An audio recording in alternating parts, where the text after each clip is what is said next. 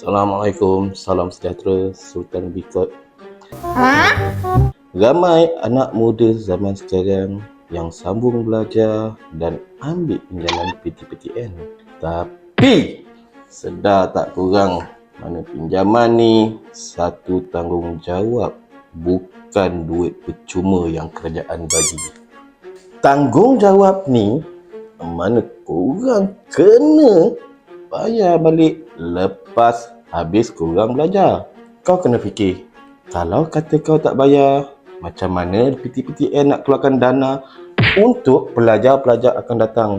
Kalau pemacu masa depan negara ni tak ada, macam mana negara kita nak pergi lebih jauh?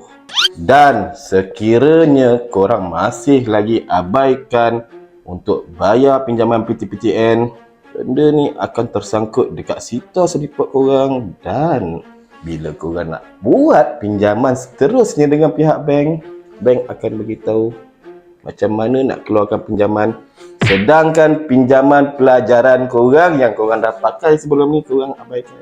Sungguh bertenaga. Benda bukan susah, tapi dia akan bagi satu impak yang besar dan burukkan nama korang. Sultan Banker, pinjam macam bos, bayar macam pro, hidup macam Sultan. Assalamualaikum.